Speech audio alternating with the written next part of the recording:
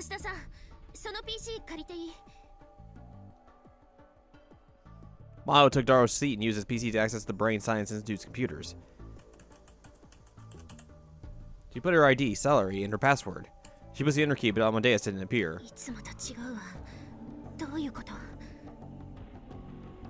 Confused, she typed a series of commands into the PC with a speed that rivaled Daro's. But no matter what she did, the Amadeus program didn't appear on her screen. When she'd finished accessing every server at the Institute, she stared at the computer and bit her lip.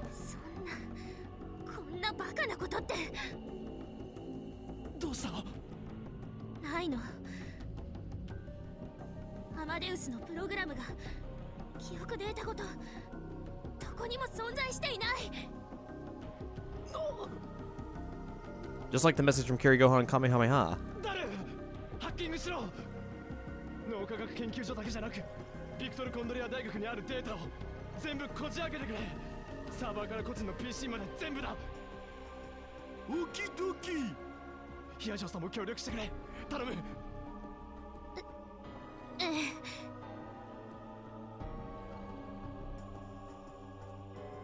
But the answer was the same. Not only the Amadeus Kirisu, but the Maho as well were nowhere to be found on the Victor Condria servers. There was no trace of them. Their very existence had been erased.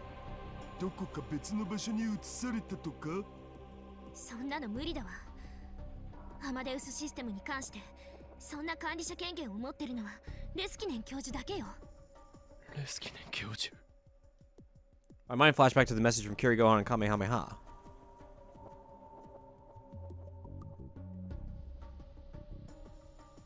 Who is the Our Father in Heaven whom Kirisu had spoken of? If Amadeus considered anyone a father, it would be...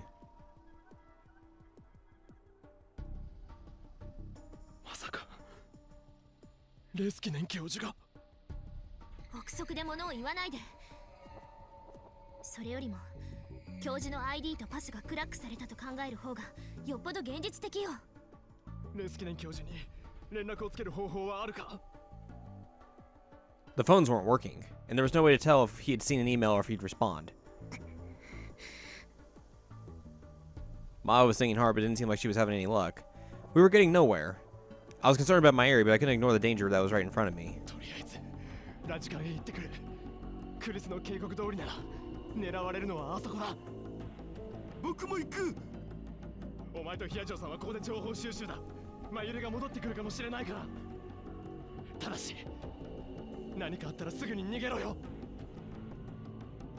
I gave my orders and ran out of the lab towards the radio building.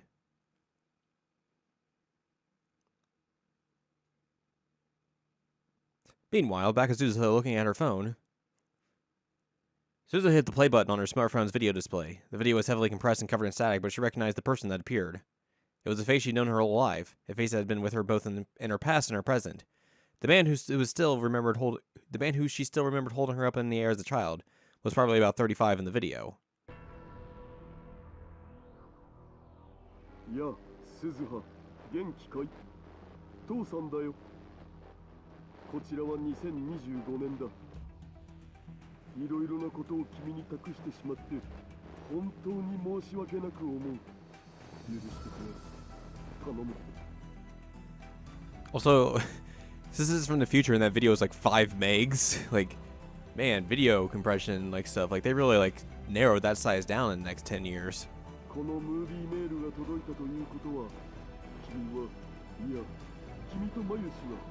シュタインズゲートへの道をまた一つ見つけてくれたということだ。つまり計画は次の段階に移行したわけさ。なぜ最初から全部指示しなかったのかと君は怒るかもしれないな。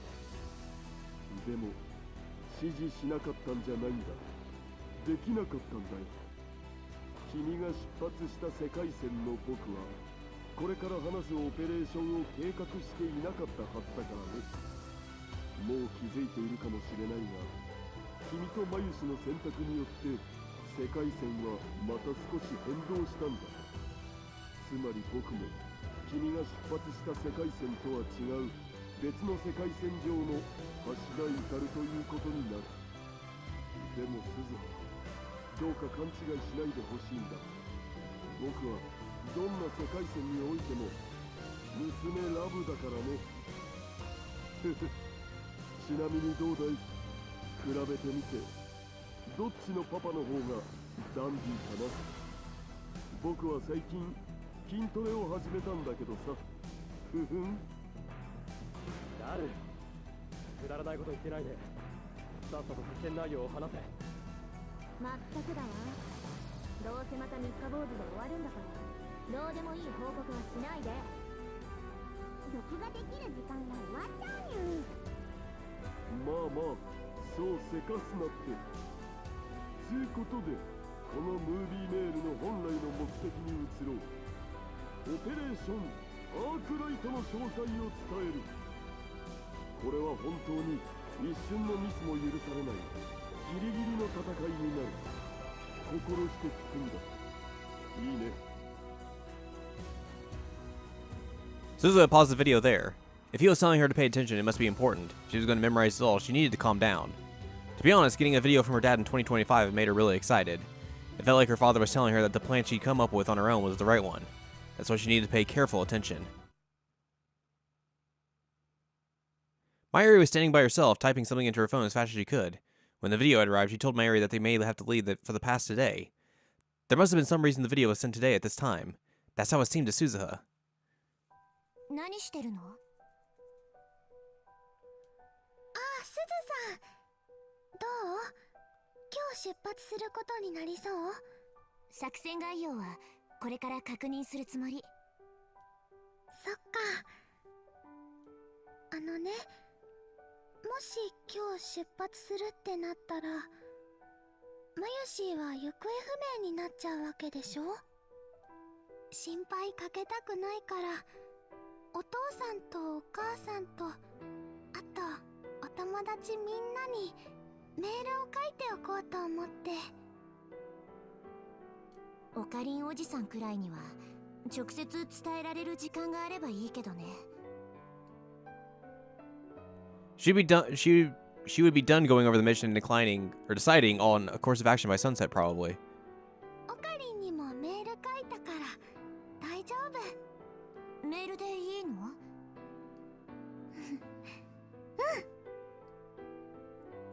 ？Mayuri smiled and nodded. There were no more tears in her eyes, but you could still see the wet lines drawn down her soft pink cheeks. なんだか恥ずかしいから。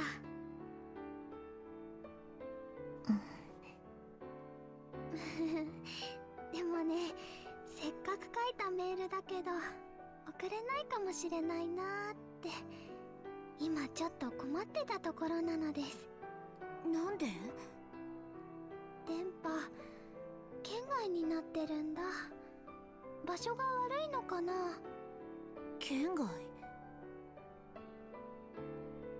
Suzuha looked at the screen on Mayuri's phone. There wasn't a single bar on the antenna.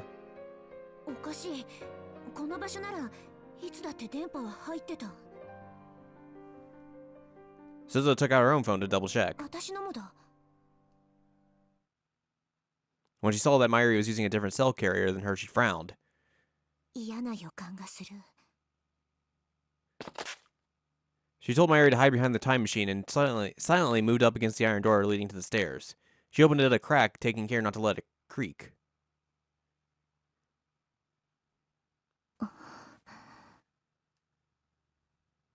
She looked inside the building. It was as quiet as ever. There was nothing on the floor below but a room for events and some storage rooms. So on weekdays like this, it was always quiet. 気のせいか。She tilted her head sideways as she softly tried to close the door.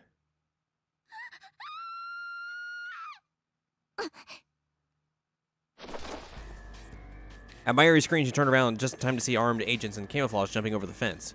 One of them had grabbed Mayuri. 外壁をよじ登ってきたのか。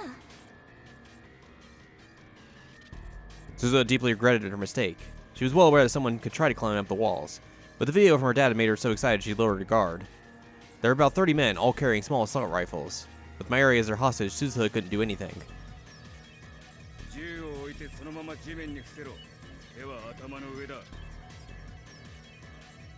One of the men gave her an order in a cold voice.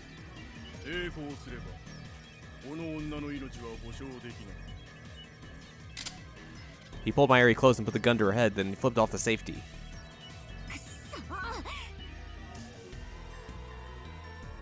She had no choice but to obey. Suzuha took the gun out of her holster, put it on the ground, and took a pose where she couldn't resist. 喋らないで。こいつらいざとなれば本気で姉さんを殺すよ。私は大丈夫だから。 From the way they moved, she could easily tell they were veteran professionals. That meant they were certainly after the time machine, probably well aware that only Suzuha could operate it. That, Suzuha decided, meant they wouldn't kill her if they didn't have to. The man who had spoken to her first, who was probably the leader, knelt down next to her. She was searched roughly to make sure she wasn't carrying any other weapons. これでも一応女なんだ。少しは気を使えよ。 They took the other small pistols she carried for emergencies, as well as several different kinds of knives. 目標2と目標3確保。そっちは The leader spoke to the group of men gathering around the time machine. 目標1確保。ロックがかかっていて全てエラーで弾かれます。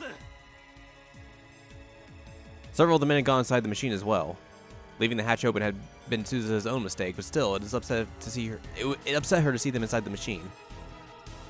何をしても無駄だ。そいつは私じゃないということを聞かない。立て。 The leader kicked her with the heel of his boot. 手はそのままゆっくりとだ。少しでも余計な動きをしたら即座に人質を殺す。 When she stood up, her hands were handcuffed behind her back. They prodded her from behind to move next to the machine. 生体認証だな。そうだ。ただし、私の静脈や指紋をコピーしても無駄だ。手を切り落としたり、目玉をくり抜いたって認証には使えない。2036年のシステムはそんなに間抜けじゃない。 The men in camo seemed aware of everything she said. None of them seemed surprised or irritated. 教授はどうした？ The leader asked the man who was pointing the gun at Mayuri. 現在こちらに向かっているところです。目標1は目標2とセットだ。洗脳しないと無理だと伝えろ。 Suzuha gritted her teeth when she heard the word brainwashing. She'd seen many of her friends in Valkyria undergo this cruel procedure, then be sent back as spies before turning into vegetables. The leader turned toward Suzuha. 洗脳の行き着く先は分かっているはずだ。教授は薬などは使わない。直接脳をいじられることになる。そうなる前に素直に我々に協力した方が利口だと思う。教授か。 Where she'd come from, an old doctor with that name had led a brainwashing team that attempted to destroy Valkyrie. Suzuha had hated him more than anyone else. They hadn't used drugs either. It was safe to assume that both professors were the same person. 分かった。 She nodded. 言うことを聞く。だが、これじゃ無理だ。 Suzuha jangled the cuffs behind her back. 手錠は外す。ただし抵抗すればそっちの女が死ぬ。 There was still a gun pointed at Mayuri's head. Even if she tried to resist, it would be impossible to save Mayuri from this many professional soldiers. When she went inside the cockpit, she used her biometrics to bypass the lock and brought up the control console. Lights came on all across the machine, and she could hear a low rumbling. よし降りろ。あとは我々が調査する。あんたたちに理解できるとは思えないけどね。 As Suzuha left the cockpit, the leader turned his gaze toward a particular cluster of the men, which seemed to be engineers. That was the moment she was waiting for. Her hand had wandered below the console for just a moment when she left the cockpit. She'd hidden some knives there. こ